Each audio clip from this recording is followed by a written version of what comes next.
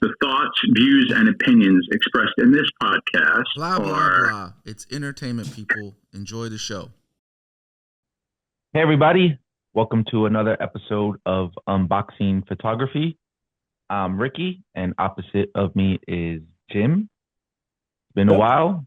Thanks for linking up and recording with me. It's always a pleasure. I love talking with you. One of the greatest photography conversationalists I know. So welcome. How you been?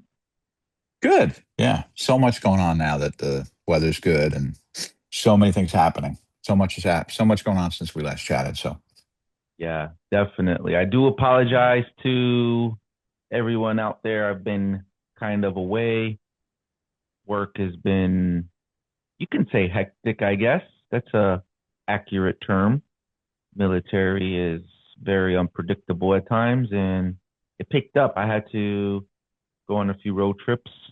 I would say in the last month or so, I was gone every weekend, different location. But I took my camera with me, and I took advantages of my free time, and I shot.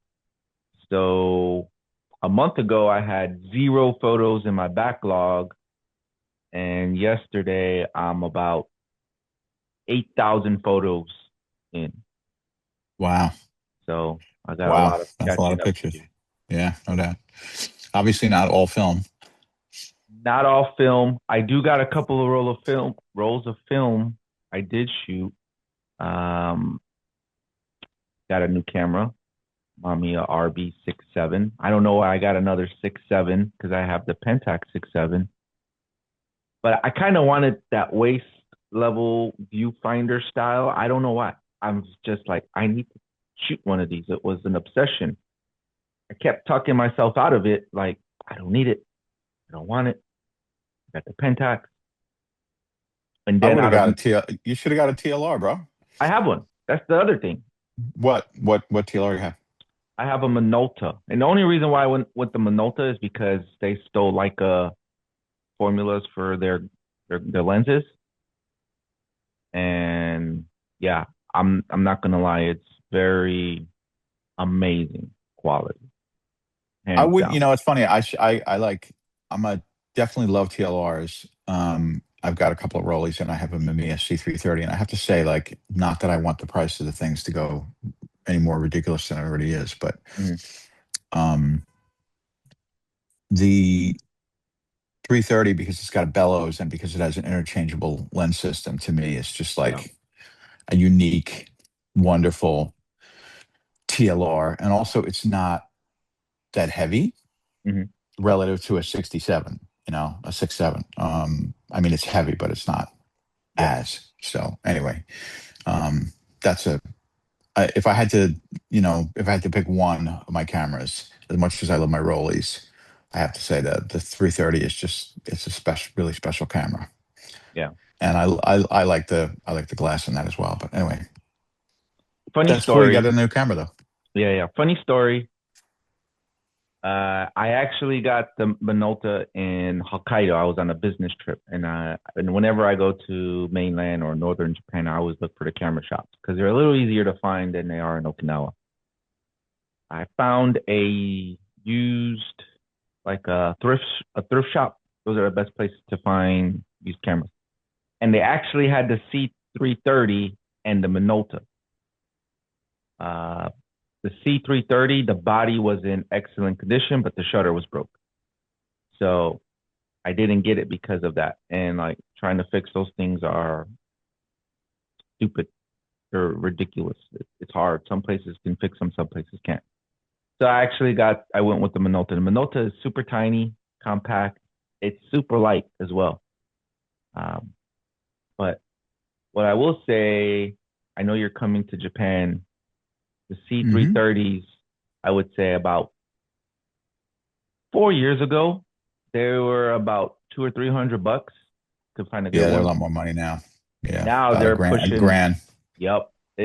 Whoever's out there, you're cooked. So yeah, everyone caught on to I think the next camera I'm going to get is a 645 Mamiya, just because they're good cameras. So, but I mean, obviously more SLR based. The thing that's nice about the TLRs is because the shutters in the lens. You can shoot really slow Yeah. shutter speeds You and not can have shutter. not have the. I'm putting on do not disturb because I'm getting bombed with text. Um, and not have the the mirror slap. And I know there's mirror lockup on those other cameras, but it's just if you're gonna, Mhm. I shoot a lot of stuff at longer shutter speeds because I shoot at night or because I want motion blur. And so I know that the camera's not going to be ideal for that. But the 645's got a few things going for it, especially the later versions. You can shoot 35 in it pretty easily. Yeah. You can do multiple exposures. The glass is really good. It's like it's a different aspect ratio. It's almost kind of like shooting at 35 millimeter because of the aspect ratio, but it's Hmm. got Yeah. a negative that's like 60% bigger. So um And you get we'll 15 see. shots per roll. Yeah, we'll see. There's I will. some like a million different versions of that camera. And it's none of these things are cheap anymore. Mhm. Um because everybody's buying film cameras. Yeah. Um Well, I will say the last 2 weeks, this camera is funny you mentioned it because I've actually been looking for this one as well. I don't know why. The RB67 is essentially the larger version of that camera. Same systems and everything, just the different yeah, size except of. it's 6:7 aspect Yeah. ratio. Yeah. That camera is actually really affordable right now. If you can find one, you want the 1000S. Uh, I was doing a little research because that one will go up to 1000 shutter speed. And I've seen some in Tokyo. So when you get to Tokyo, let me know. I'll give you some places to check out uh, the best prices because I spend entire days just going from camera shop to camera shop just to see what they got. Um, I almost bought one in Osaka. It was in perfect old used condition, but the problem was the film canister was broken, which I could have probably ordered one online, but the light seals were also um, ruined as well. So I was like, Yeah. For uh, that. I'll just wait. I can find another one. So, but anyways, I really actually good I system. actually been thinking about getting one of the later ones because I've got rollers. I've got the vintage medium format thing because I've got the Mhm. 330 and um I've got the two rollies that I have the 2.8 Aurum and I've got a Magic Flex 3.5 F. But the late I kind of interested in like the end of the era of film medium format film cameras because the Mhm. 645 Pro Yeah, Mamiya I think has like a 2,000 of a second shutter it speed. does. Maybe not the Pro, one of the later With the ones. handle, Maybe the one maybe with the the handle. AE. Well, there's one that has the one that I've been looking at is the Pro, and that's just got the detachable. It's got a detachable grip, and you can use the waist level on it also. But they made a version of it. Apparently they put them out like in like 2008 or something in a series of colors, like a Mhm. red one, a yellow one, a green one, a blue one. Like the I haven't bodies are seen that. plastic, Yeah. but they were really rare. And so my thought was, if I'm going to find that, and I mean, it was Japanese market. My thought was, if I'm going to find one anywhere, it's going to be in Japan. Um, so I'm going to see when I'm there if anybody's got one of those because there's none on eBay. There was a Prism. The only thing I found on eBay that was related to it even remotely was somebody had a yellow Prism viewfinder for the yellow body of the camera and the Prism viewfinder, just the viewfinder they Mhm. had it listed for $1,500 just for the viewfinder. So, yeah, so I'm not sure I'm going to get lucky with that. But the cameras at the very very end of the production were meant to also work with digital backs, and I don't give a Yeah. shit about that because I'll never put a digital back on the camera because I'll never shoot digital again as long if I can avoid it. But anyway, it's a cool camera system, and having a later system that has better metering and Mhm. auto winder and all that other kind of shit, it would just be different than everything else I have because everything else I have is very very manual. Yeah. Like when I have a meter in a camera that is a good that's like a good meter. That's like, oh, I've got a meter. I don't have to take my spot meter out, or whatever. So it'd be nice to get a medium format film camera that has bells and whistles, and I don't care if it's plastic, and just see what that's like to shoot. Um, just to have something different. So we'll see. But Yeah. anyway, You'll it's get not it. like I need it. it's not like I need it. I've got to get one of my Rollies CLA'd, which is probably going to be $1,000 if I think about it from Yeah. somebody who's good. So Just buy a new one. Or no. I've got a version of it called an Orem, which is like towards the tail end before Rolly went south, went out of business, and it's gold plated and stuff, and it's a really special camera. But I bought it as supposedly CLA'd, and I knew when I got it, it hadn't been CLA'd because the dials were stiff, and the dials shouldn't be stiff yeah, if it's CLA'd. So you can break them if once the dials start getting stiff, if you start pushing them, they're gonna break. you can break them because the lubricant's just basically shot. So it's got to get CLA'd, and that's it's almost like, should I get my 2.8 F CLA'd, or should I get a new camera? And the answer is probably get the Rolly CLA'd because it's a beautiful thing. I Mm, mean, that camera in particular, it's funny because I never wanted to buy. I know we're talking about gear, which we never do too much, but um, when I got interested in TLRs, I wanted to. I got the Mamiya first, and then I got a couple from Japan that had problems. I returned them, and I'm just like, screw it, I'll just see if I can get a Rolly. And there's this guy on Long Island named Jimmy Coe, and I figured, oh, let me check out what he has, and he had some white faces that were really expensive, and for the same money he had the Orem, which is limited edition and blah, blah. It's really pimped out. It's like lizard skin and like gold hardware, mhm. which isn't really my vibe. It's very bling, but they were the same price in better condition than the whiteface rollies that he had at 2.8 Fs.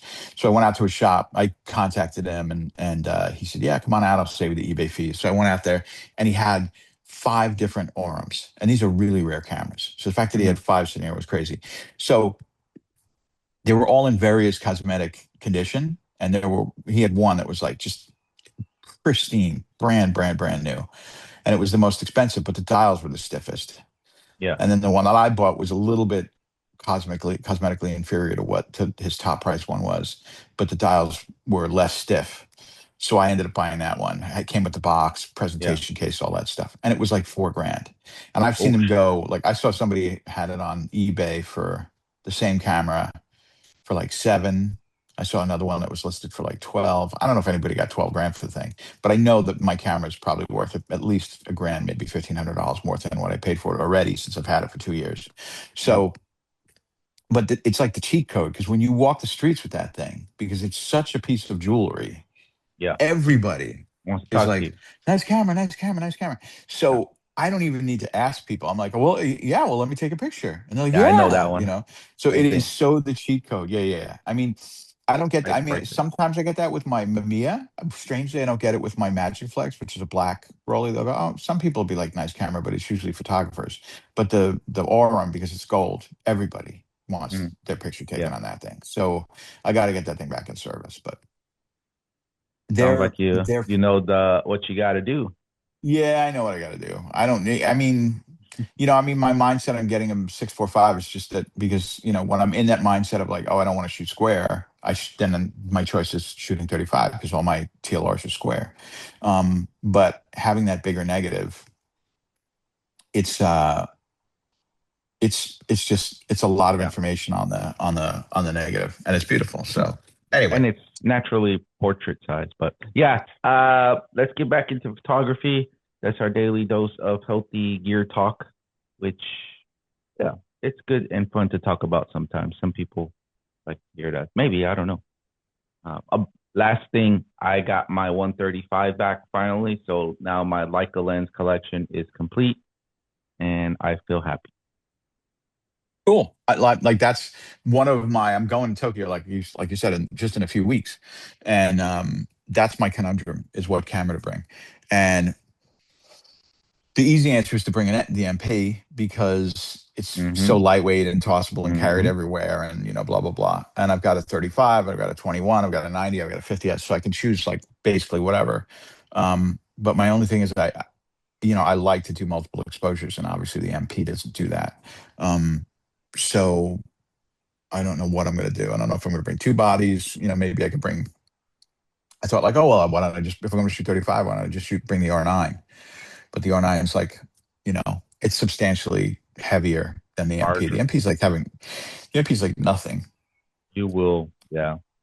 MP is the way to go, especially in Tokyo. Tokyo demands MP. Yeah, but you know what? Like, I also thought, like, with all the light and everything, because I like layering. One of the things I like to do in when I'm in that mindset is with medium format or with the R9 is when I find interesting colors, is layer them with other interesting colors. So to create something different. Like, so if I see lights, like let's say I see a bunch of green lights, I don't like to take pictures that are just a depiction of reality. Hmm. You know, I don't want to just take a picture of like, here's a store with green windows. I mean, I do that sometimes, but my preference is to say, let me abstract this somehow, or let me make it something other than what it actually is. Because I think when a picture is just a picture of a thing, it's just like you're grabbing a picture of reality. And that's okay. It's just a depiction of reality. And film sees things a little different, and it's abstracted because it's flat, whatever. But like, what I prefer is to say, you know, when I'm out with the R9, if I see a sign that's green, then I think like, okay, well, let me think about what would go cool on top of this green if I mix it. And especially at night, because when night things are dark, if you have a bright color in one area, but then a dark color in another area, if you think about where the frame is for your next shot, if you're doing a multiple exposure, then I'll think about, oh, I'll go, oh, in the lower right hand corner of this, it's dark. So that's going to be a good place to frame a color.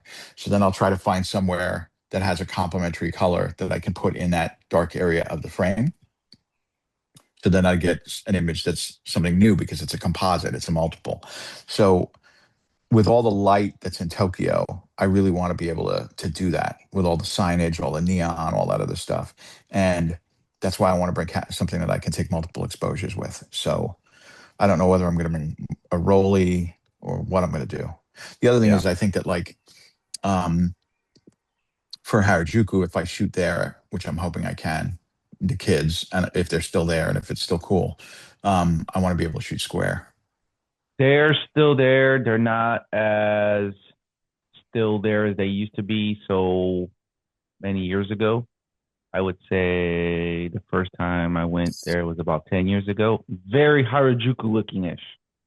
Now I will say Harajuku is 98% foreigner tourist. So So the bridge where the kids used to sit there and hang out, it's not as much that anymore. that part is probably still there. Um, Okay. Yeah, because that's like basically when the book that I did, obviously, the when I went to Tokyo from 2000 to 2004, I went there every weekend, and that I visited Japan, and that was, tons of kids, and some of them were shy, but a lot of them wanted to have their photographs taken. And I was nowhere near as good a photographer back then as I am now. So it'd be great to go back there and shoot and see, and then look at the pictures and see if I, yeah. what the difference is. Try to apply my knowledge and experience to that environment now. So we'll see. Well, hopefully I'll be able to do it. You said something and it kind of just made me get to thinking. So I'm not as good of a photographer as I was then than I am now. No, Paradigm shift. yeah. Just again, this is not saying that you're a bad photographer. It just made me think. Um, is it possible that when we're hungry to be, to learn, take away techniques and experience, obviously that comes with time, right? But do you think it's possible to be a better photographer when you're learning in terms of like the excitement you get from photography as opposed to now? Only because as you grow and mature into whatever it is that you like to do, you don't typically have the same hunger. Like you may have the same passion, right? But what I'll say is like photographer me 10 years ago, I was just shutter happy, right? But now I'm a little more calm, cool, and reserved. Was I a better photographer then than I am now? Not relating myself into skills and experience. It's kind of a contradicting question. Um, I can only speak to like my own experience and perception on that, but the way that I feel about it is I'm hungrier as a photographer now than I've ever been in my Mm-hmm. life. Mm-hmm. And that doesn't mean that I wasn't enthusiastic and hungry at other times. But the difference is because I go out, multiple times a week and look for it. I feel really disappointed if I haven't gotten any work done. I feel more driven to take pictures now than I ever have. But the difference is when I was younger, um, I didn't know exactly what I wanted to get, I didn't have um, I didn't have a clue about visual signature, Okay. about what I was trying to accomplish. So I had all this, enthusiasm, and I had a camera. I didn't really have a complete mastery of my technical tool. Not that I have mastery now. I've got a lot more ability than I did back then, but understanding like, you know, the exposure triangle and things like that. Wasn't something I really understood. I just did what the camera told me, and a lot of times I just let the camera make its mind up. So there was that, but also Mm-hmm. just in terms of taking pictures that look like my pictures. When you're young and you don't have all of that stuff together, you're taking pictures, and you might be hungry and enthusiastic, and you might get some good pictures based out of instinct or because you're shooting so much. But I think now it's like I've distilled all of those things, and when I take a picture now, I take a picture that's like a picture I would take. They look like my pictures. I hope that's Mm-hmm. and I know what I'm trying to get. So I have the same level of enthusiasm, the same hunger. I have more technical ability, and I know what I'm trying to get because I want to make pictures that look like my pictures, like Mm-hmm. Jim pictures, right? So I think when it's almost like if you're a guitar player when you're young and you're getting technique together and you're practicing like mad and whatever, you go out and you go up on stage and you want to show off, you're flashy. A lot of guitar players are like when they're young, they're like really, here's everything I can do. So they get on stage and they're like, oh, here's how fast I can go, and here they just show off, and I think the longer they play, restraint comes in. And it's like what you were talking about. You said you're more relaxed, you're a little bit more chill about things. The restraint comes in knowing I don't need to take that picture because that's not the picture that I want to get. Mm-hmm. Oh yeah. And in the beginning, you were shooting like mad because you're Shoot. just like, well, let me Shoot. see. Shoot. I Shoot. want to shoot. Yeah, yeah, yeah. So that whole thing of like, oh shit, I'm being like my mom and covering the camera with my thumb. Um, um, so yeah, that's what I'd say. It's just basically like, youth has the advantage of, it's like that punk rock kind of a thing of like, I'm going to go out there, I'm going to do things wrong. And I just have like, boundless enthusiasm and energy because I'm young. And so I'm just going to shoot like mad. Mm-hmm. And I'm not saying that you can't be an amazing photographer when you're young, because there's plenty of photographers that did amazing work, like skateboard photographers and stuff like that when they were super young. But I think, you look at somebody like Ray Barbie or Glenn Friedman or guys like that, who did skate shooting when they were really young. They, had a camera with them when they were skateboarding, and they got really vital pictures because they were in the moment. They were young. They had proximity to things that were happening or whatever. But I think if you were to talk to those guys now and say, would you like to go back to that time and be in that same moment, but with the experience and the perspective you have as a photographer now, they'd probably both tell you, oh, I could take much better pictures now, Mm-hmm. but I can't go back in time. So Yeah. whatever. So anyway, it would be an interesting experiment to go back and photograph in that same place and photograph a Yeah. new generation of kids and see what it's like. I mean, the crazy thing is because I took those pictures 25 years ago, and those kids were in their mid 20s when I photographed them. They're now Mm-hmm. 50-year-old people now, Yeah. all those kids. So, Salarymen going out getting drunk, missing yeah, the and like last they were, train. they were, kids that were in a rock band trying to like, promote their band. They were like young girls and, all gothed out and everything. They're moms. They Now they probably look have like us. kids that are there. Yeah, they Oh, probably have kids that are the age that they were when I took those photographs. So, anyway, I hope I can make it back to Harajuku. I hope I can get some pictures of some kids. We'll see. you definitely will. I will say you said something like, I don't need to take this picture. And I say this out loud often because the human mind, it receives information better when it hears. Like when you hear information, it kind of, it's weird psychological. At least that's what I learned.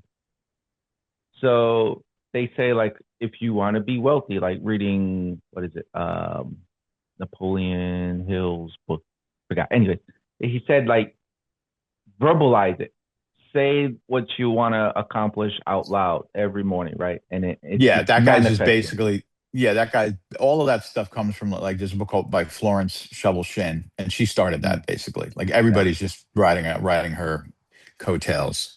yeah, Um, because there's a book that it's like if you say it, like the mind is a powerful thing. Like it'll tell you, mhm, like if you tell yourself, oh, I'm never going to make it, I'm a shitty photographer, well, you won't. But if you tell yourself, oh, all good things are going to come to me eventually, it does. That it does. manifesting is like a thing. So yeah, I know what you're talking about. So what I do is I walk when I'm alone, I talk to myself, but not like conversational talking to myself kind of.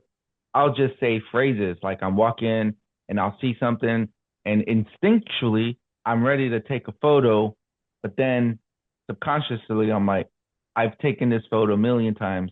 I don't need to take it. And I was like, I don't need this shot.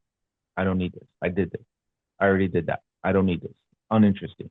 So I'll say things as a reminder to myself to keep my shutter very disciplined, just shutter discipline, as I like to call it. So just, yeah, if you see me walking alone one day and I'm talking to myself, that's what I'm doing.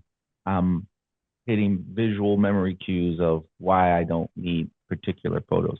But then there's just some things you're like, I like this and I'm going to take the picture. And then there's other moments where I'm like, I don't care if I took this photo a million times. I'm just gonna try to see what I can do. And the funny thing is, I look at Instagram feeds. Like I look at like when people follow me or when I meet somebody in the street who's a photographer and they say, oh, let's follow each other and look at work. I can see I can almost tell by looking at the work who Mm-hmm. has that inner monologue and who doesn't, and where they are in that stage, right? Mm-hmm. Because all of us have that inner monologue. I think all of us are questioning ourselves, questioning when we pick up the camera and what we're thinking about and what we're going to do when we, whether or not we're going to photograph something or not. And I can see when I look at people's images because there's first of all, it's like, okay, well, you took this picture, and then second of all, you posted this picture, right?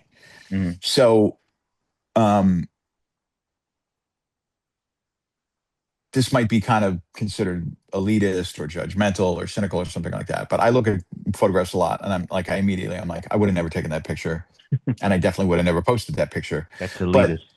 but it, but what it is the reason why I've gotten to that place of saying that is because I did take that picture and post that picture.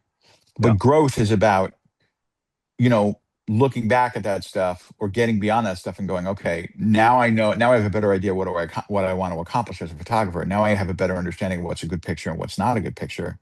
Mm-hmm. Now I have a better understanding of whether or not I want to post that and put that in front of an audience. And you need to do that so that you can get past it.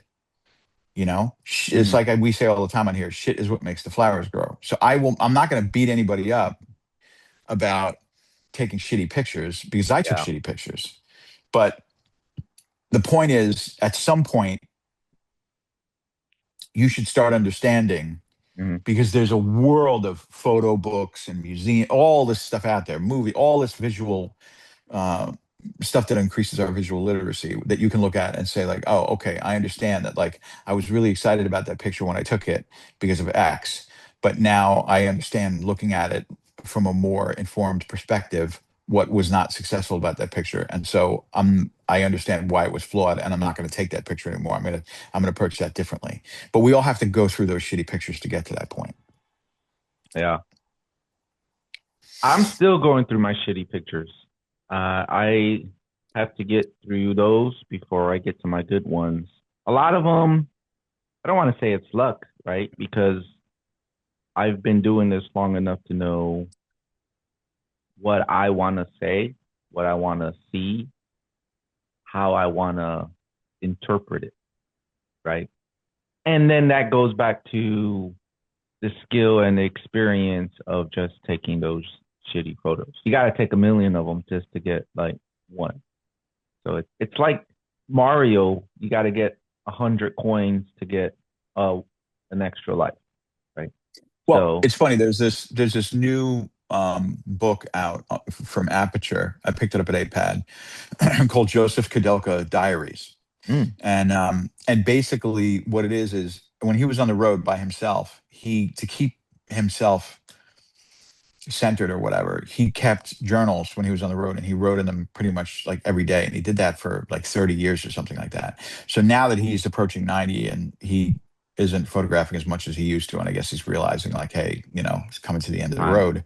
Mm, He's been archiving all of his photographs, this, making a foundation and all that other stuff. And one of the things that he decided to do was to make his diaries um, available. And so he worked with somebody to basically put a book together in a diary format that has excerpts from all the different years that he went out. mm, And so it- it's all of his thoughts on photography, and some of it's hilarious because he he was really tight with Cartier-Bresson. Like Cartier-Bresson, like kind of like almost like worshipped Kudelka and what he did. And Bresson would go out and like take pictures and then show them to Kudelka because Kudelka was the only person who Bresson whose opinion Bresson trusted. And he'd be like, "Oh, I took some really good pictures when I went to India." And he'd be like, "I want you to look at them." And Kudelka would look at them. He's like, "Yeah, this picture's not any good." He'd like shit on Cartier-Bresson. yeah. And then Cartier-Bresson, there's this thing in there about how like Martine Frank talks about like, Kudelka came over and Cartier-Bresson showed him some pictures, and then Kudelka like pissed on Cartier-Bresson's pictures and then left. And then when he left, like Cartier-Bresson like tore up the print. you know, like the That's, balls on this guy yeah. that he would just be like hitting on Cartier-Bresson is kind of But amazing. But all right. what's So, amazing, well, what's yeah. amazing, it's taking me a while to get to the point. But what's amazing is he says, Kudelka says, like, a great picture is a miracle. Mm, And how many times in your life do you see a miracle? So the fact that someone says, "Oh, I think this picture is great."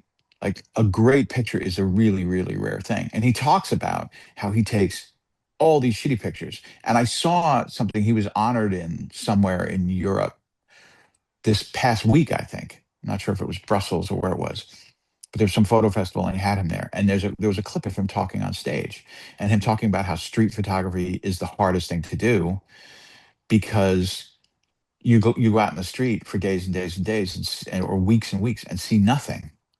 yeah. And then eventually you might see something that's worth taking a picture of. But he understands, he's out there for weeks and he's not photographing anything because there's just nothing to take a picture of. So in this book, Diaries, he's talking endlessly about not seeing anything or about how the world's changing. There's nothing out there. Nothing's Yeah. interesting. He talks about his motivations and, why he doesn't want to sell his pictures or give them to a gallery or have shows. Like it's a fascinating book of like, to me, it's like, if I were to take one photographer who's kind of philosophy about photography and visual literacy and all this stuff, like, if I were to pick somebody who was at the absolute top of the pile, for me, it would be Kudelka. And that is everybody after him, in that school of photography, let's say. Yeah. That class. And the guy just beats himself up and beats everybody else up. It's like the book. It's a fascinating book. And anybody who's interested in what it's like to be a pure photographer. I mean, because the guy didn't have a house, did not have an apartment for like 30 years of his life. He slept on the floor of the Magnum offices, slept in Yeah. a sleeping bag That anywhere counts. in any country he was. The gypsies said, "You're more of a gypsy." That his photographs of the Romas that he took. They told him, "You're more of a gypsy than gypsies are because we have caravans, we have homes, we stay in one place." He would sleep in a sleeping bag underneath their caravans to stay Caravan. out of the rain. And they're like, "You're more of a gypsy than we are because you don't have a home, you own nothing." He had his Leicas that he kept in his sleeping bag at his feet so they wouldn't be stolen. Mm-hmm. So to read this guy's thoughts on photography when he's purer than really anybody, I mean, that's what Cartier-Bresson was jealous of him because he said, "You have no attachments." He would make in 1 year photographing, he'd make like $600. Yeah. He'd live on like, $600-700 a year. Hmm. I So think it's an amazing book. comparatively, I think the times are similar. Obviously, modern advances in technology, conceptually, I would say similar, right? So you got your Kadoka and you got Brisson. Brisson, god tier level photographer, right? For us, back then, street photography wasn't really a thing, right? And Well, yeah, but you know what? Fuck street photography. I'm sorry. I'm so tired of street photography. I'm so tired of all the shitty street photographers who are like, oh, my work is so great and I've got all these followers and it's all fucking terrible. It's all less than. It's less than Gary Winogrand. It's less than Carter Brisson. It's less than yeah, Kadelka. It's less than we'll anybody you can pick. But we'll, here's the thing. we'll go Back down then that there path was like shortly. back then street photography didn't have some trendy genre, Joel I it was Life magazine, that's where yeah. photography was, which was seen by huge audiences, and there was true meritocracy applied to it. The meritocracy was, is the photograph good enough to be printed in a publication that's going to be read by 20 million people? And it wasn't Mm, just Life, there was Look and other magazines, right? So it was yeah. like, it was photography, Yeah, period. I don't I think that get it. Cardi Brissaud would not say, I'm a street photographer. He'd He say, nor would Kadelka, he you says I'm know, a photographer, a he'd say, I'm a reporter. photographer. Yeah. Yeah.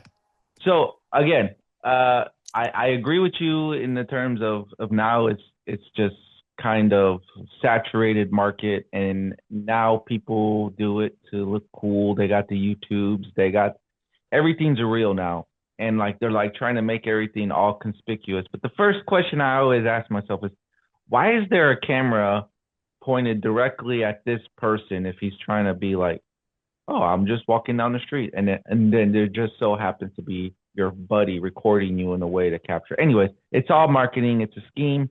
I got a lot of other intel that really doesn't have a home or doesn't need to be scared. But going back to there, uh, there's a movie. The first movie I ever saw is kind of, again, going into street photography, but it's Everybody's Street. And basically, Yeah. it's kind of like the birth of street photography from like photographers. Yeah, it should be And like, called Everybody Sucks. And but they relive like photography during that era where it wasn't street photography; it was just photography. yeah, And that's kind of what my point for that part was. Like they didn't call it street photography then. Maybe people started calling that somewhere down the future just to genre and market themselves, which everything is now marketing in I don't, I a don't think bad state. necessarily that everything. I don't think that necessarily anything's marketing or anything like that. I think Mm, that people. this one, you can't change I my know opinion on this one. no, I know I'm being really, I'm being really harsh about it. But the reason I'm being harsh about it is because there's a lot of people doing it, and Mm, you're right, there is a marketing mechanism behind it because the world look, most of what the world is about making money, right? And there's a mm, lot of people out there that are like, I want to do street photography. The more interesting question is, why do they want to do street photography? And mm. I think it's great that people want to get out of the house, get off their phones, stop doom scrolling, get out in the world and see real life and try to capture it on some level. That's a great impulse. And I think that as a counter to the way technology and greed have taken over our lives, I think it's a very, very positive thing. The thing is, though, is that the boundaries of what street photography is and what's accepted as good photography, the bar is so fucking low. It's so Mm. ridiculously low. And these people who we're talking about, if you look at their pictures, you can call it whatever genre you want to call it. It's just good They photography. So the thing appreciated the is, art. They there's appreciated the art. it's not just they, good photographers, period. And I don't care what Mm, decade it is, I don't care what genre it is, have thoughts and understanding of what a good photograph is, what a good composition is, what good exposure is, blah blah blah. So the thing is that there's this kind of like everybody's like, yeah, kumbaya, street photography, yeah, like the Pauly V videos, it's like I watch those, and some of the photographers are really good. There's one with Stefan Vanasco recently, and he's got a really good eye. So I'm not trying to dismiss every single person that's on that show, but a lot of the people who are on that show, it's just like you could just swap out their faces and swap out the photographs, and it's all the same shit. It's just yeah. very much like Change the I'm name. trying to capture life in Same New York image. City, and here's a picture of someone licking an ice cream cone. And I know we've talked about this before, but like I get it. That's cool when you're first starting. Do that, but at some point, I saw this post on Substack that was talking about why isn't street photography more recognized, and we need some mechanism for it to be recognized. And I wrote to the person back, not in a crabby way. I was just like, well, why does it need to be recognized? Something that work that's of good quality will be recognized. If there's a massive amount of photography out there that's just very mid, like I don't think it needs to be recognized. It's fine that you're doing it because you want to get out in the real world and you feel like you need to express yourself, whatever. But I don't think that the world owes mid photography anything. Yeah. If it's good photography, that and when I say fuck street photography and I say everybody sucks, I don't mean literally everybody sucks, and I don't mean I fuck all suck. street photography. I suck. What I mean is a lot of my pictures suck too. I'm not saying Hmm. that I'm above any of this, but I don't expect to be kind of, acknowledged in any way externally with bad photography or mediocre photography. If my photography is really, really good, it still might not be recognized, but at least I'm putting something out there that's like good. So if you have really kind of mid photography and you're like, boo hoo, why is anybody paying attention to it? Pick up a fucking book by any photographer in Yeah. any genre and look at how they put together frames, look at their photography and say, is my work, good Joseph enough? Kadelka-ish. I strive to reach those levels. There's only one way to do it, to shoot. Yeah, and I Mm. mean, I would say that like I'm just aware, I'm just aware that I'll never be anywhere near that good.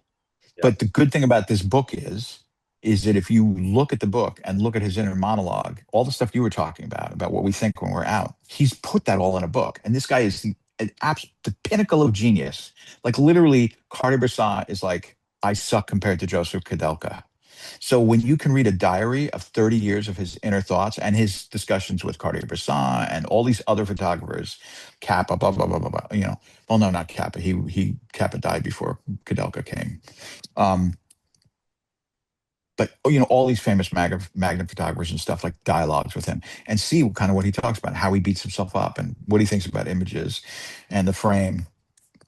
One of the things that came out of that was really funny reading his book is he said, get faster film and shoot everything at f/22, so that you're not Just thinking about point and shoot. focusing. Yeah. You're just picking it up and you take the picture. And it's kind of like that's another thing. Like when you look at this whole obsession with bokeh and about getting super fast lenses, Back to love. really none of the photographs of any of these guys or women, Muriel Mark, whoever you want to pick, Dorothy Lang, any of the Bernie Sabat, any of the Susan Meiselas, none of them are shooting wide open. None of Mm. them. They're all shooting stop down and getting a lot of depth of field. And the pictures are saying a lot more because they've got a lot of depth of field in them. So, but then you see all these endless videos on Mm. YouTube about, bokeh and about shooting wide open. Yeah. And then you literally Marketing. look at like, Marketing. but then you look at like any photo book, anybody, and Mm. okay, there may be some pictures in there, Robert Frank, maybe that are shot wide open, but they're shot wide open because the guy was shooting with maybe 50 ISO film and he was just trying to get the picture. He needed it to shoot the exposure. He's not shooting everything wide open. Mm-hmm. So this whole obsession with like kind of wide, opening the lens up all the way and all that other bullshit. None of these people did that. It is. Anyway, I don't even know what I'm trying to say other than like take better pictures. It's artistic. Judge yourself more harshly. I'll tell you. I have a, not to go down the gear route, but just to go into the bokeh. I have a Summilux 50 Summilux, Yeah, same. and I do too. Great lens. I promised myself that I would own a .95 Noctilux for no other reason than to shoot at .95, Yeah. right? And I've never shot a .95, never seen, like you see the images of the bokeh on the internet, but it doesn't do justice because you have to be the one making the photo to actually understand the level of creaminess. And what I will say is there is very, very small differences from the bokeh that I get from the Summilux versus my Noctilux. Was it worth the price cost difference of having a Sumalux versus a Noctilux? I'll let other people that want to determine that, but I know the answer, and I'll say I didn't think there was much of a difference. And that's one of the raps about that lens. And and I have a 51 lux, and for what it does and the weight that it is, um, Novelty. it's what, a third of what the Noctilux weighs. But part of the Noctilux thing is the flex, right? And part of the Leica thing is the flex. That's why a lot of people hate the brand, is because they think that it's people who can't take pictures buying expensive pieces of jewelry and walking around like, oh, I'm hot shit because I have a safari green MP with a Noctilux on it or whatever. I've got this Hammertone MP and I've got a Leica Vit on it and blah, blah, blah, blah, blah, all that bullshit. And there's a lot of people who are kind of, in it for that, for Pretentious? the flex. Not for the flex. Listen, the whole world is about flex. Mm-hmm. Look, Porsche, You, Lamborghini, you, Ferrari, you blah blah blah. proves my point All right. this. It's marketing. It's a marketing tool. Well, I wouldn't say that that's marketing. What that is conspicuous consumption, and it's people who think that they're going to get some cred because like, I don't know. There's this whole like thing that's been for a while now where like it's really cool if you have a lot of money. It's cool to be rich, and I grew up in a time like because I'm you know the punk rock thing, and where it was like kind of like if being rich was kind of gross and displaying the fact that you had money was kind of gross. And now it's very much like, hey, I'm rich, and that's great. Um, so I get it. Like people want to kind of show like, hey, look at what I've got. Mm-hmm. And that's cool for them. I would rather be rich in my photographs and say, look at the picture I took, and have that be the ultimate thing. And Yeah, if you can just go out there with an M3 and a beat up I old, do. 50 cron or something like that, I and did. load it with some Tri-X and come back with a great picture, well, great, I you know. I think the pinnacle of enjoying photography was when I got the M3. And I say so because I want to say that's like my first real film camera. It wasn't my first film camera, but I say first real one because the other ones were just kind of like you're learning. Like, oh, how do I load a roll of film? It was a learning curve, right? And the M3, which was my entrance into Leica, it put me in a place where just the feel of the camera, I felt like a part of history, if this makes sense, right? Because I went to Berlin in the dead of winter, and this camera was so fucking cold. My hand froze, but I wanted to keep taking pictures because I enjoyed holding that thing and just how beautiful it felt, the smoothness of the advance, right? And then just the soft little.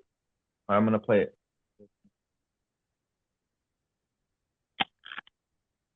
That's the M3, by the way. Just that click. I'm used to hearing the mirror slap, right? So when I heard that for the first time, I thought my camera was broken. I was like, "Where's the rest of the sound?" But it took me into, and not to be cliche, because if anyone knows me, I hate photography cliche phrases. I hate those with a passion. But it did. It made me just really enjoy photography. That M3 is magical. I still have mine. It I hardly use it because I got the MP, but love it. Never sell it. I mean, there was last week there was the Leica New York had a celebration because they put out a book. Leica put out a book called Leica 100, and Mhm. it's a book of photographs taken during the Leica 100 event that was last year in New Mhm. York City, and it was put together by a guy named Greg Hatton, who's a Renaissance man on I love Greg. I Instagram, know Greg. I hung out with and him in Los Angeles. Chaz Niels got a photograph in that book. John Hendrick has a photograph in that book. Both, well, Greg and John and Chaz all had work on the wall in the Leica gallery. during that event, they had across the street, they had a pop up that had cameras that they were going to be auctioning. They're all cameras. So, like, you really do get a sense of the history of what it's about. And I think that's part of the appeal of the brand. Um, I think when some people are attracted to it, not only because of the jewelry and the bling aspect, but also because they understand, some people, not everybody, understand what's the work that's been done with those cameras. And if you look at the work that was done by Cartier-Bresson and Kadelka, like it's like, wow, you can do this. But when I bag on street photography, when I say everybody sucks, I certainly don't mean the people who are in that movie, because Jill Friedlander and Joel Meyerowitz and people like that do not suck. You're talking But about I me. think that, like, Take it. the disconnect in photography now is, yeah, it's nice to have the jewelry, it's nice to have the thing hanging around your neck, but then don't forget about, like, look what can be done with this thing, Hmm. and educate yourself not just on MTF charts and bokeh and all this other horse shit, but look at the work that can be done with these cameras and strive towards that. You've got this thing that's capable. I mean, any camera really is capable of taking those kind of photographs. Well, I shouldn't say that. Any camera can take good photographs, and like, it can do some things like really well. Like, if I go to shoot like St. Patrick's Day, if I shoot the Juve Festival here in New York, which starts at, like, 5 in the morning, and I'm in the middle of like hundreds of people dancing and being crazy, and I'm 3 feet away from them, and I'm in a massive crowd of people, and I'm trying to get stuff and I'm trying to shoot fast, shoot close, shoot instantaneous. I'd never take a Rolly out there, or a Hmm. Mamiya, or any of the cameras we talked about on the front end of this podcast, or really the camera for that is an M, unquestionably, you know.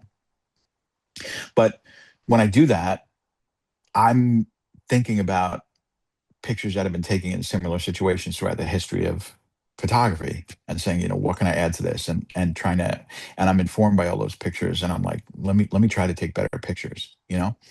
And I don't know, I think that there's, hopefully, anybody who sits through the podcast. Jesus Christ, this iPad is tiny. I'm using an iPad mini. It's kind of hard to hold it. Anybody who listens to these podcasts and listens to us, especially me, rant and rave about all this shit, old man shaking fist at cloud kind of stuff, um, hopefully is here because they want to become better as a photographer, and they've chosen an excellent tool because they know that tool is not going to stand in the way of them doing Hmm. that. And the first part is getting the gear, is getting the camera. And the second part is, how do I get better? And the people who I meet on the street in New York, like, I meet two kinds of photographers on the street in Soho, because I meet photographers all the time. Yeah. And some of them will, I'll say, hey, you got, like, there's this kid I met, Coleman Kid, who's like early 20s.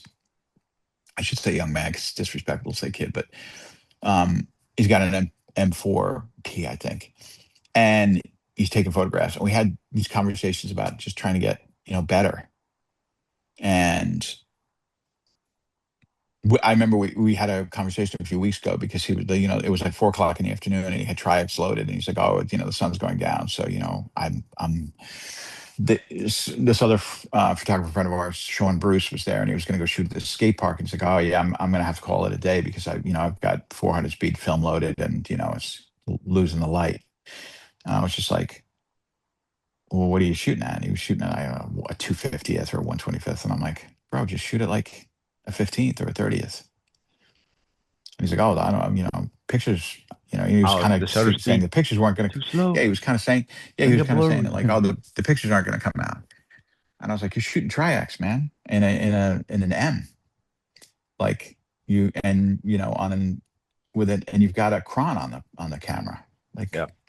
you're good, man. Go shoot. And he was like, oh, okay. And then the next time I saw him, he's like, yeah, I'm not sure if he went or not, but, like, there was that whole thing of like, wow, I can shoot at really so slow shutter speeds. Let me see what this camera can do. Yep. Um, and, we'll talk about photography, and about how to take different kinds or better kinds of shots. And then there'll be these other guys that'll be like, oh, what do you got on your rack? Oh yeah. Oh, you got a Voigtlander? Oh, well, I got I got this, blah, blah, blah, blah. And it's all this conversation about the gear. And they're like, oh, let's follow each other. And then follow these people invariably who are so gear focused, and I look at their pictures and, Gear focused pictures. well, they're not. No, it's just like if you're spending so much of your time thinking about what lens somebody's got on their camera and what version Yeah. of the M this is, above all this other kind of stuff. It's like, and they don't really talk about taking pictures a lot, most of the time, not all the time, but most of the time. You can see that the photography Yeah. is almost like secondary to the acquisition of the jewelry. Anyway, we've talked about this before, and it's kind of a Yeah. snooze. Not Um, gonna name the event I was at, but was at a couple photography events, and there's just people just so excited to just whip out the 5 cameras that they brought with them, and they're like, "It's cool. Are you trying to impress me with your cameras? It doesn't work on me. Impress me with your photos." well, and I think the thing is that like I look at this, I can talk a lot of shit, and somebody who's listening to this might say, oh, he's being a dick or what, whatever, because I say stuff like, fuck street photography and everybody sucks. And that's certainly dicky stuff to say. But really, what I do, I have self-awareness, at least to a degree. But what I do to counter it is I'm 100% interested when I talk to somebody about Yeah, growing as a photographer. When I meet somebody on the street who has an interest in that, and I could talk forever about that stuff with people and try to talk about, how to get better, how I'm getting better, how you never stop, all those other kind yeah. of things. That's interesting. And I've got all the time in the world to talk about that with people. I really have no interest in all the other gear oriented shit, to be honest with you. One person, I have some actual like really good photography friends who like love photography for photography. A lot of the conversations we have, they very similar opinions. I say opinions is an accurate statement, but there's one person that comes to mind. Like he was the most motivated person. He wasn't shooting in the street long because he actually started in bird photography, but his name is Sean. I want his last name because I think everyone should go look him up. But he is Sean Cooper. Look him up. I'll put his Instagram tag in our show notes. But I met him through my workshop in Tokyo, and this guy, and he didn't even own a Leica, and that's what made this even more like impressive for me. Was like he just wanted to learn how to be a great photographer, and he's just starting off, going back to the beginning phases of this podcast where we were talking about being hungry and whatnot. That was him. He wanted to go. We get to a new spot. He was just like, let's start the timer. I'm ready to go. And yeah, I was like, this is that type of energy that I like to be around. 1 second. Hey, Phil, There's someone's at the door for you, buddy. My son just woke up. 1 second. lifestyle podcast. Yeah, I am a stay-at-home dad. And I've got a 10-year-old who's just waking up after a late night up. Go answer the door, buddy. You got your friends banging on the door. This made it in the podcast because I'm not cutting it. Anyway. Okay, cool. Hey, real life. Yeah, exactly. Lifestyle podcast. So back to Sean. Yeah, I was just saying, like, this guy has Just the open the door. energy, and I still keep in touch with him. Actually, I got to know him. I should see how he's been, but he travels around now. He's a retired police officer, and he is just enjoying photography.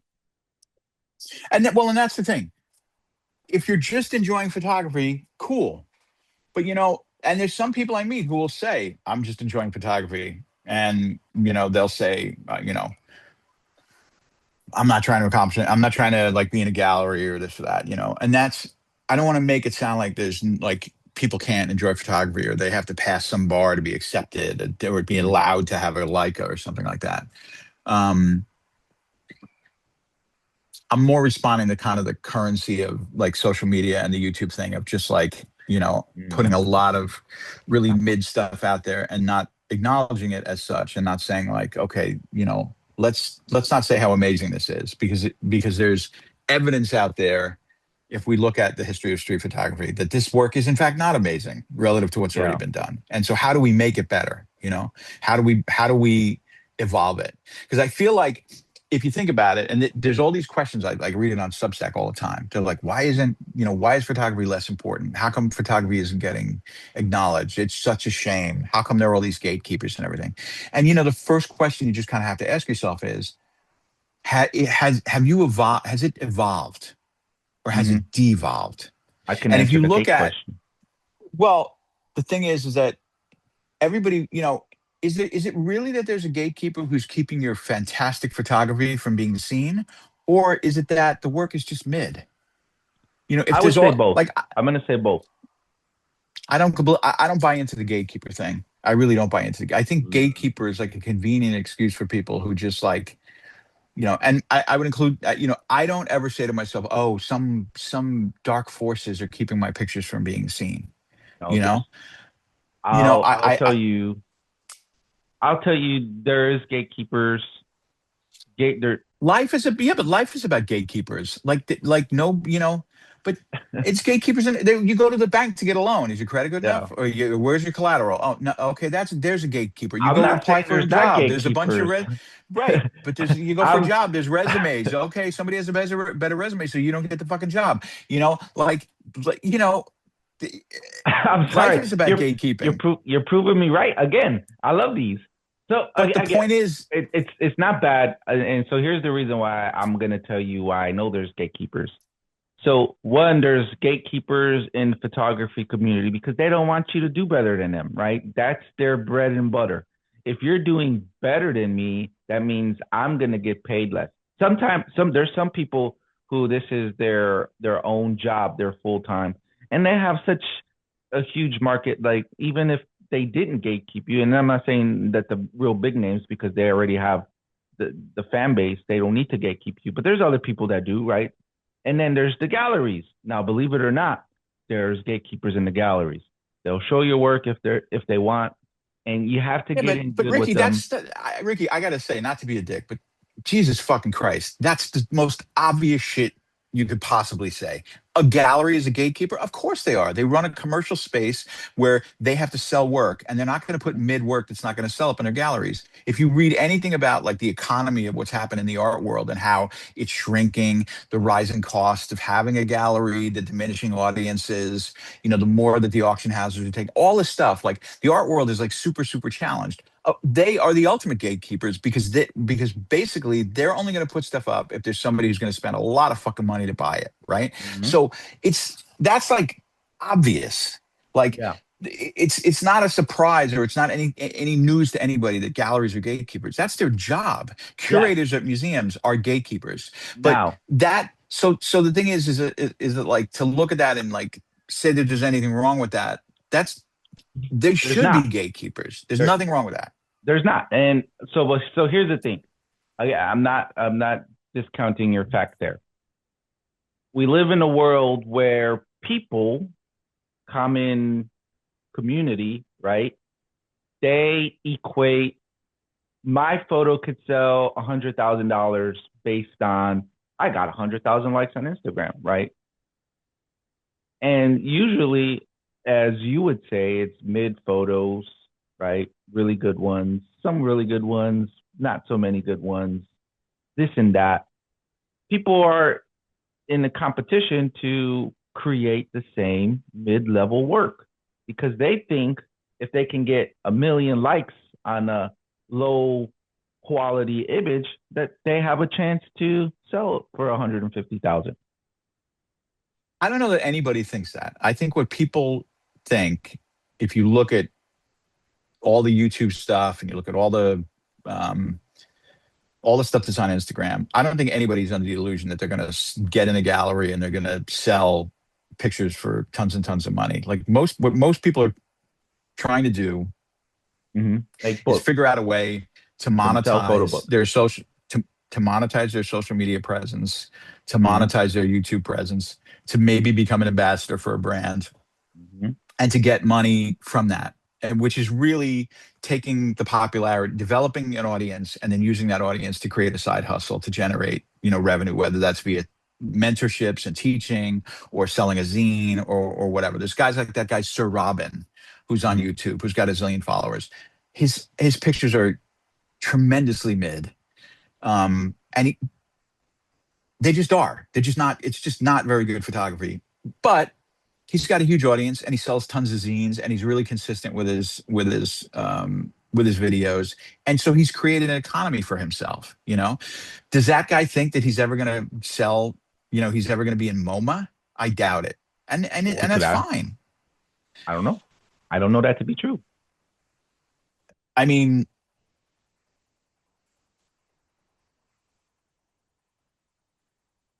the thing is about, I talk to a lot of people.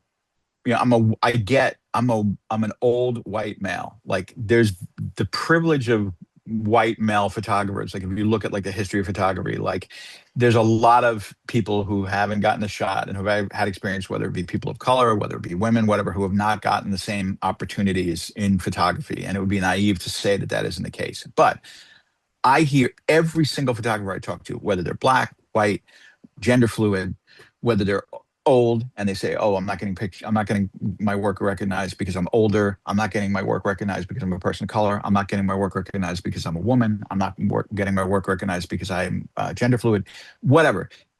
Or everybody is like, "I'm being held back by a gatekeeper." Everybody's saying it, no matter what group they're a part of. Mm-hmm. And I'm just saying that there's a point where, I'm not saying discounting that in whole and saying that it isn't true in some cases. It is. But when you look at the work that is not being gate kept, right? Mm-hmm. And I went to APAD, right, recently here in New York, which is, a show at the New York Armory. And it was like all these photographic dealers, all these galleries that were there in this huge building. And there's all classic work and there's new work. And when I looked at the work there, pretty much all the work I looked at, some of it didn't resonate with me, but most of it I looked at, and it was totally understandable why these photographers were being represented by a gallery, because of the caliber of the work.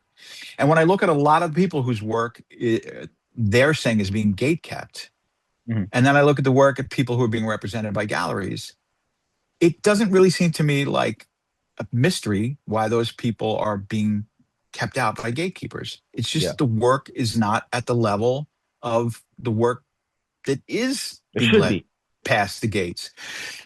And so you can do one of two things. Either you can you can do one of a few things. You can get really pissed off and say I'm being gate kept and talk about how unfair it is. You can try to get better, right? Am I frozen? Your picture's frozen, but your audio's good. I don't know if you hear me or not. I hear you. Yeah, okay, there you go. Okay. You can say, all right, well, I'm not getting behind the gate, so what do I need to do that? You can create your own outlets. Mm-hmm. Yep. And then you become a gatekeeper. There are all those possibilities. But I think that just stopping and saying, well, there are gatekeepers and that's why my work isn't being recognized, I try to be a little harder on myself. Yeah. And a little bit more realistic. And I just say, is there a gatekeeper that's keeping me back, or is my work really at the level that it should be? If I look at the people who are being, acknowledged, if I look at the people who are achieving success, have gallery representation, is my work of that caliber? Mm-hmm. And if it's not, I can either get better or I can, piss and moan about it. And there's an entirely different economy of people who are getting recognition, but who are not in that world. And it's like who you referred to before, people who have YouTube channels that have huge followings, and they're just trying to monetize their stuff in a different way. And it doesn't really matter that the work is not amazing, mm-hmm. because in that particular world, it's really not about the work. It's about how many followers you have. And there's a whole economy of people, including, mm-hmm. I would put myself in that category. Mm-hmm. We're here doing a podcast. We're talking about this stuff, and we have an audience. I'm glad you brought this up, because so first I want to preface this with, I 100% agree with the fact where you said the people whose work does not meet the minimum requirements to be in a high level gallery is just being kept out. I don't even want to say that's being gate kept. That's just like, you need a lot of growing to do. Now, so going to just a different version of gatekeeping, I will say I've had some people on this podcast way, way, way many years ago, and you've had conversations with them, and if anybody knows me personally, I never ask for free handouts. I ask for an opportunity, and I'll do the rest of the work. That's just how I am. I've never asked anyone to give me anything for free. Now, there's been people who have their own shows and their own platforms, and I respect that, and they never had a problem with it. But I've had them on as guests, and I thought maybe we could be friends. Maybe we were friends sometime, right? And then they had some people who, when I was doing those type of podcasts, and I still try to reach out to photographers and have the one-on-one conversations. I've been getting into that again. But when I was really heavily into that, they've had some guests who I wanted to speak to, and I reached out to the person who I would consider a friend, and I say, hey, I'm not asking you to say, hey, be on my podcast, but I sent them a message as a request. I was like, could you just inform them that I sent them a message, right? Crickets. I'm telling you, like, there's gatekeeping in all different aspects. Well, yeah. I think that, that, I mean, I get that. And I think the thing is that, like, without understanding the dynamics of your specific example, I'll say, I don't care. That's the thing. I try to be professional and leave the things out. Sometimes, if you're a professional and you're dealing with other professionals, including other professionals who might be more successful for you, and you understand what their personalities are like and things like that, like part of being successful in business is the ability to connect people, make connections, being an intermediate between people and stuff like that. And there are some people who do that at a level that's like, like Kieran Carnani from who used to be Leica and who's at Harlow now. Like, she's somebody who, like, kind of knows everybody, connects people, has this capacity to kind of connect all those dots in this way that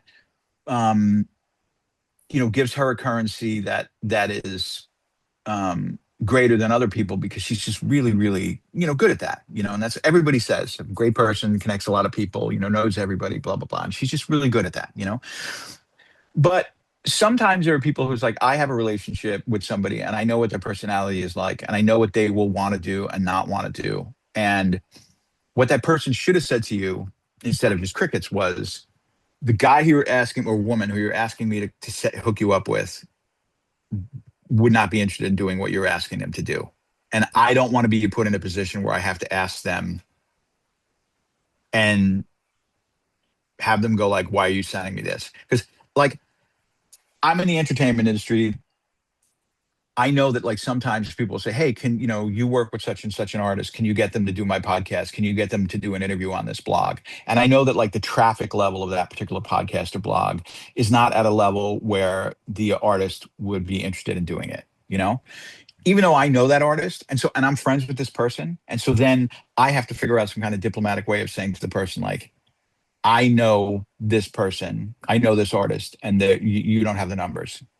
And that's what the person should have said to you, was like, either you don't have the numbers, or your show is not the vibe that this person kind of goes for, or whatever. They should have given you an honest answer. And the fact that they just crickets to you kind of is a drag.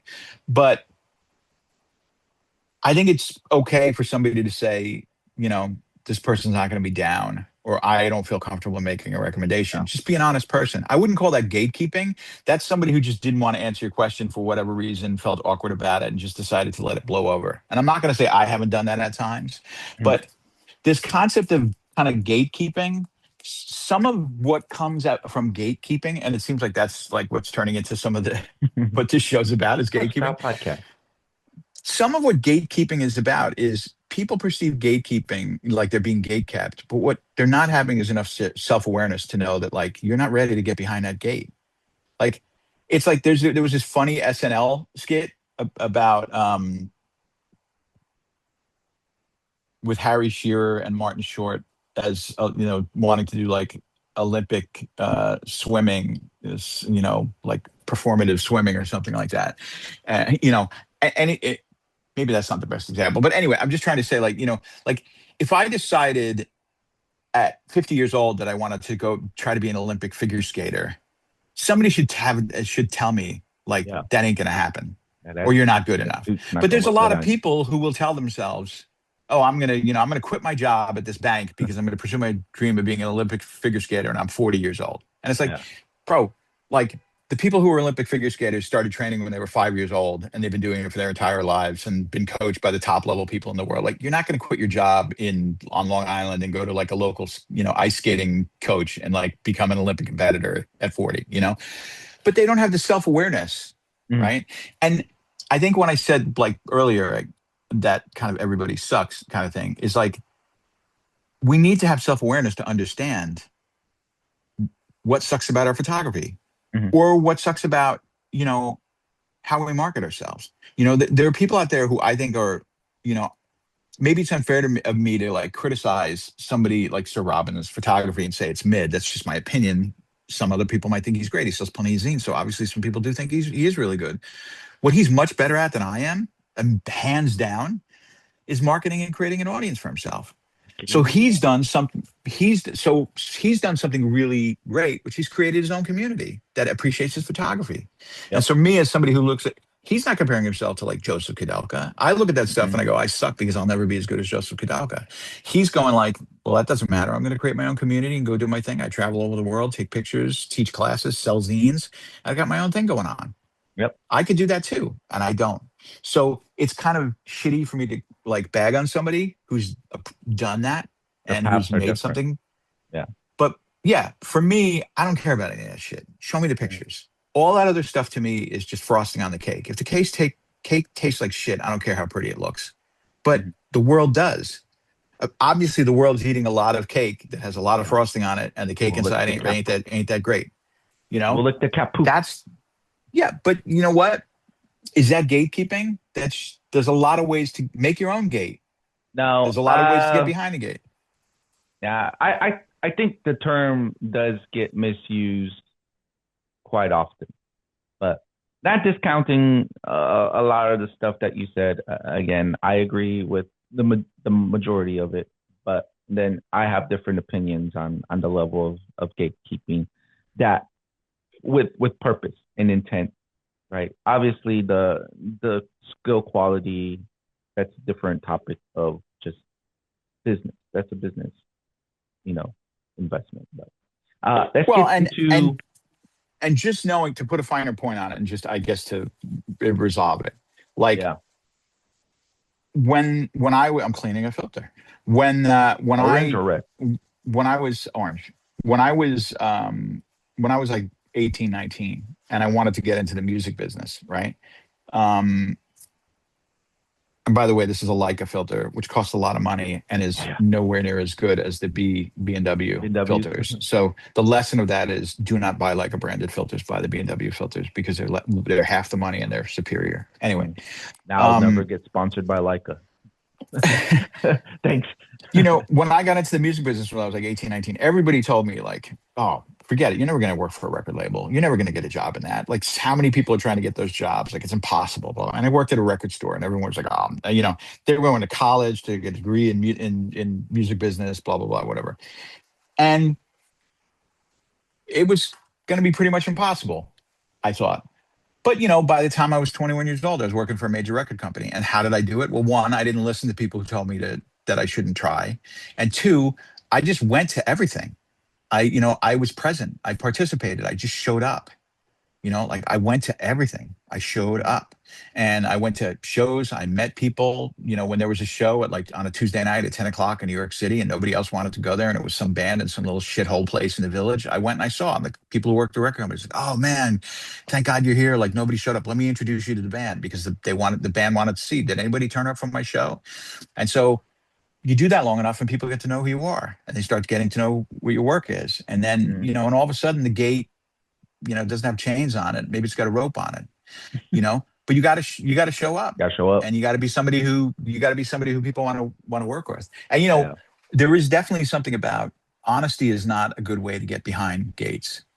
A lot of the people who are successful, a lot of people who work with brands and stuff like that, they don't ever talk shit, you know? So I would never say that being at times as brutally honest and opinionated person as I can be at times, I'm that glad you said I'm that. an ideal candidate for working with a brand because I just will say my opinion and it's just my opinion. Doesn't mean it's fact. Doesn't mean it's the truth. It's just what I believe. But a lot of people will hold their tongues and not say anything because they're like, I'm going to be a brand ambassador. And if you want to be in that position to work with brands, you have to I play ball. And I learned something about that. I can't disclose, but I learned why a lot of people are not brand ambassadors.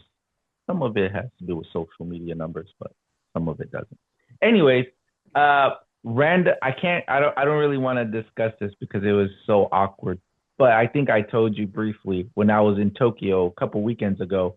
I was walking around Harajuku, and I walked into the Leica store, and who's there of all people? Alan Schaller.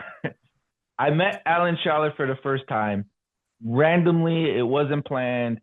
It was a fun and awkward moment for me. And I will leave that conversation like that. Photos of the week. Let's go into Phil's. I'm going to transition just to get out of that topic. Here we go. Share yours. What? Hold on. Here we go. All right. Got a TV screen. all right, so this is a Polaroid taken by Robbie Mueller. Robbie Mueller is a sadly departed cinematographer who famously worked with Wim Wenders, the filmmaker, um, and Alex Cox, who did Repo Man and Straight to Hell, and Sid and Nancy, among other things, and also worked with, I think, Jim Jarmusch.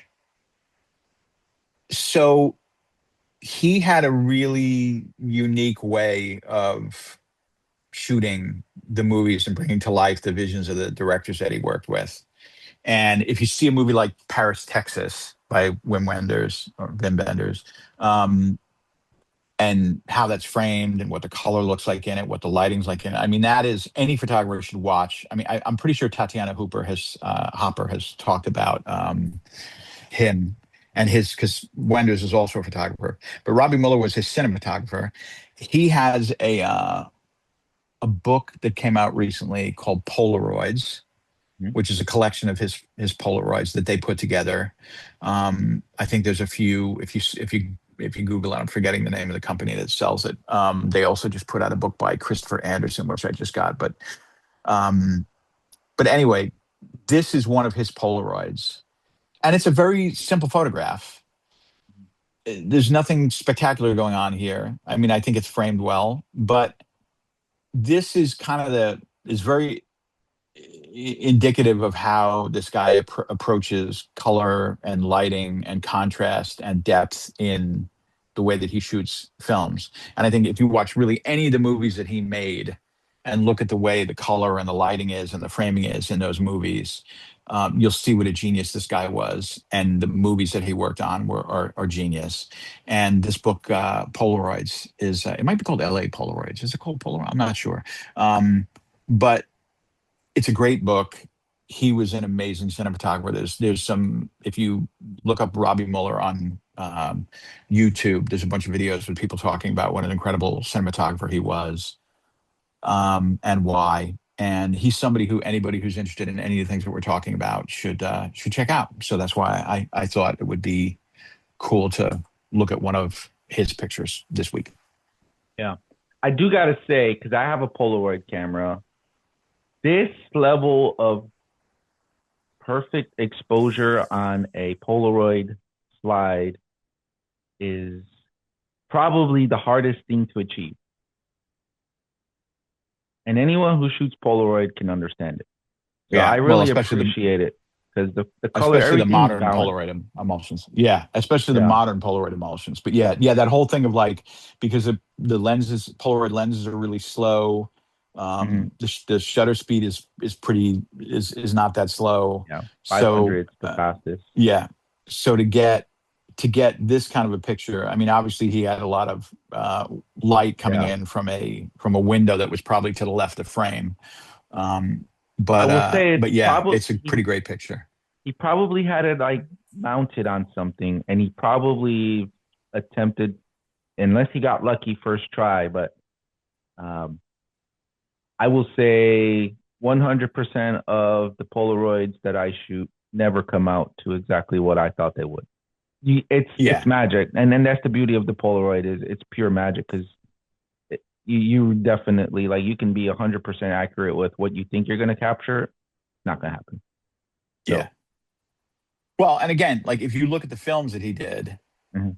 and you look at like there's the exposures are so balanced where there'll be these like seas of deep greens or reds or blues, like the amazing like color. You're just like it's just like eye popping. It draws you in, and Mhm. you're like, and but then the people that are in the frames are perfectly exposed also.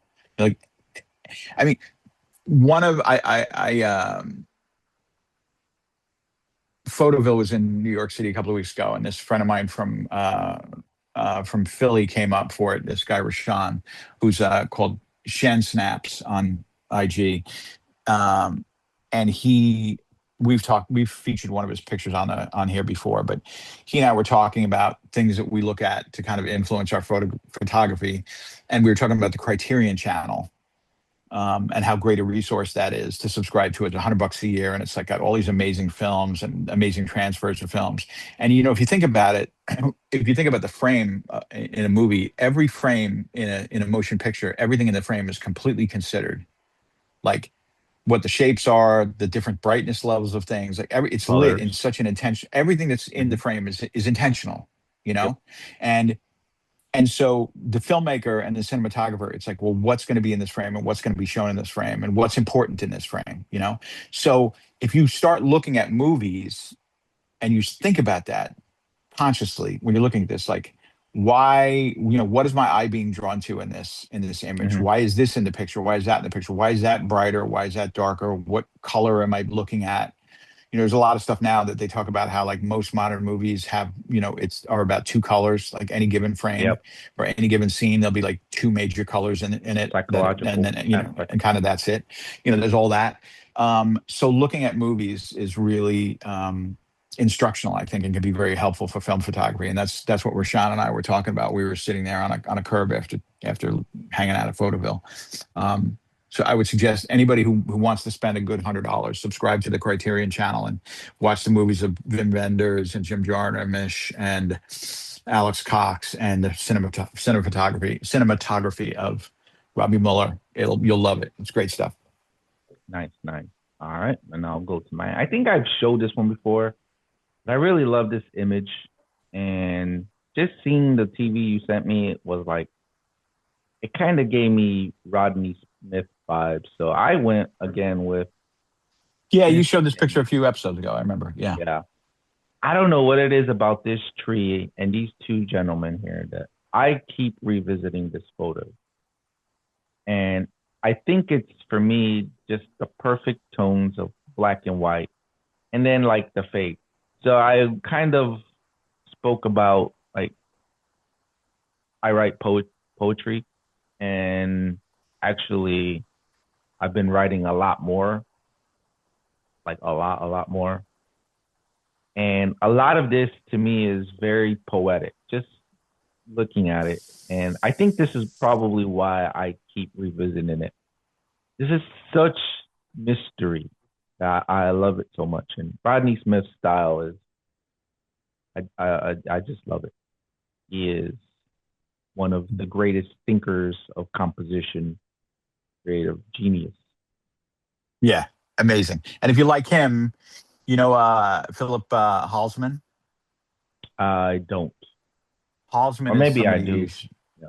There's a very famous picture of him that he took a picture of his rather that he took of Salvador Dali, Mhm. like with a cat being thrown and some water being thrown at the same time, and then Dali with a paintbrush jumping. Like he did a lot of jumping photographs, and so this picture is Salvador Dali with his like curvy mustache, like jumping with a paintbrush in his hand, and then there's a cat that's flying through the frame and a big splash of water going through the frame at the same time.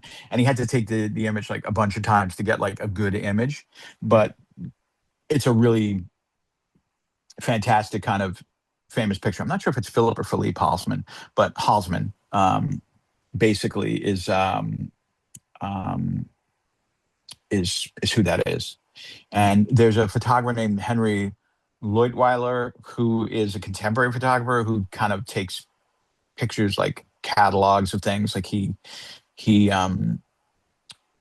I saw him do a talk down at the Leica Gallery, and he had recently had a Leica exhibit. He did a Leica exhibit at the New York Leica Gallery, but he did a book on Halsman's possessions as a photographer, like Yeah. the family, like he had all these stuff in the attic and stuff like after he passed away, and it's like a book of all his things that he had as a photographer, which is kind of interesting to look at. But definitely check out Halsman and check out Henry because his work is great too, and he's still around and is a good guy. The funny thing about photography is we as photographers probably have seen the images. We just don't know like the names and the faces that go along to the people who made them. Yeah, you know, it's funny. I was thinking about just getting back to the whole like street photography thing. Um, and it kind of bookends, you know, what you just said. Like I can look at a photo book by somebody who's a really great photographer, you know, whatever, Bill Brandt or, you know, Meyerowitz or you know, or Friedlander or, you know, whoever, Eggleston, anybody, and just look at the book once. And then months later, if I see the image again somewhere, I'll go, oh, that's in that book. I didn't consciously remember seeing that image, but it's stuck in my brain because Mhm. it's good. Yeah. And somehow my brain looked at this and filed it under the category of things that are good. And Yo. I look at endless pictures on Instagram, right? And it's very rare that I see something that makes me stop and go like, oh, that's a really well executed image. And but when I do, I'll remember that image too. And I don't know why I remember certain things or don't remember certain things, but I know because I literally have hundreds of photo books. God forbid we ever have to move, but Mhm. I've got so many photo books. And even though I might not have looked at them in years, if Yeah, I it's pull out the fine. book, I'll flip through the book and I'll remember all the pictures because they're good. Yeah. And that's kind of what I want to strive for is just to make memorable images. And I know that a lot of my pictures are not, and every once in a while they are. But it's like the Kadelka thing, you know, like how often in life do you see a miracle? You know, like we hope that we get one or two miracle photographs or three or four or whatever in our lifetime. And people like Carter Bernard Kadelka have gotten many, many miracles. And I'm not so sure I'm ever going to get any miracle, but I just kind of hope that I can get to a place where You'll get one. I can take some pictures that I'll remember, Mhm. you know, or just that I think are There's good, always you that know. too, right? I think that goes to what we were talking about earlier. Like we do it because we are happy to do it, right? If we get that one miracle, we'll be even happier. Yeah. And again, because I know I'm just going to say it again because I know I say stuff that kind of makes me sound like a dick when I talk about this stuff on here, and I'm dismissive of work The that New is York, quote mid or the New York yeah. in you. Well, yeah, it's funny. I have this little pin. I don't know if anybody's going to actually see this. This is hilarious. I got this in the store. Where's the camera? Can you see what that says? No, it's blurred. I'm not Eric. Oh, I'm from New York. I'm not arrogant. I'm from New York. um, if someone's out there just having fun and you're getting sun, they're getting exercise, they're making friends, they're being social, they're creating. I mean, we live in a world that's got like a lot of just obsession with money and destruction and Mhm. subjugation of other people and oppression and all these other kind of horrible things that we're going through. So if somebody goes out there and takes the most incompetent, shitty, terrible fucking photographs, it's still a million times better than going out there and being some kind of like tech bro who's going to become a billionaire by, creating some AI thing that puts like millions of people out of work, Mhm. like in the scale of what's positive in life. So when I say, make a comment like everybody sucks, I'm including myself in that everybody, Me like too. trying to get, but let's not make excuses. Let's not put it off on blame some gatekeeper or blame anything. Let's just like look at it and say like, okay, if you don't want to be a better photographer, you just want to go out there and have some fun, totally cool. If you don't want, if you're trying to be a better photographer but you're just trying to build like a side hustle, pay some bills, create a YouTube channel, you got a little community going, more power to you. If you're one of these people who self-flagellates, like those religious guys who like, whip themselves on the way up to some Oh, religious place, to kind of like as a way to kneel before some deity, and you're trying to get to this place where your photographs are even a mile away or a few miles away from being any like the most mediocre Kadelka picture. You're trying to get to some place, which is where I would kind of put myself on the scale. I don't really care about the YouTube thing. I'm not doing it just for fun. I'm trying to get myself to a place where I can just where I've accomplished something photographically. All of these things are cool. And I don't know that any of them ultimately are really more valid than anything else in the grand scheme of things. You know, just yeah. it's good that you're out there doing it Just do it. and just Go out. do whatever makes you happy ultimately. Yeah. Shoot, shoot, shoot. Exactly. All right. Well, that is a great segue to wrap it up. I want to thank all of the fans, listeners, and supporters who made it this far. I appreciate each and every one of you. I'm sure Jim appreciates you as well, equally the same. And I've enjoyed this conversation. It felt good coming back after a couple weeks away. And I just really enjoy recording and talking. And not that I like hearing my own voice, I just really enjoy conversations about photography, especially with a really good, like minded photographer. So thank you, Jim. Any last words? No, same. And I there's some folks that we have up in Canada and a friend of the show who just got back from Vietnam. People who have reached out and have said nice things about the podcast, who listen on a regular basis. And I just got to thank anybody who listens to anything that I have to say, or looks at my pictures, or listens to us talking about any of this, cares about it. It's I think the things that we're talking about are clearly not it's not the popular way to build some audience. We didn't talk about like the new Sony. We didn't, talk about the new slate gray M11P that just came There. out or Don't you dare. the You impending just, SL3P or any of that shit. We're not talking about any of those things, which would, frankly, would get a lot more traction in terms of audience. So anybody who listens to this, you know, anybody who spends any time listening to anything we have to say, I appreciate it, and I appreciate you taking the time to have me on here and talk about this because I think through us talking about this, every time we have one of these conversations, then when I go out, I think like, what am I doing? yeah. So it helps me think about when us talking about this is part of it is like for me anyway, is A me talking reflection. through like, well, what do I actually think about this? And then that affects me when I go out to take more pictures. So thank you. Yeah. Make sure you use that orange filter. So B&W, Cool, remember cool. that. Yep. All right. Anyways, I appreciate you all. Thanks again. This is Unboxing Photography. I am Ricky, and that is Jim. Thanks.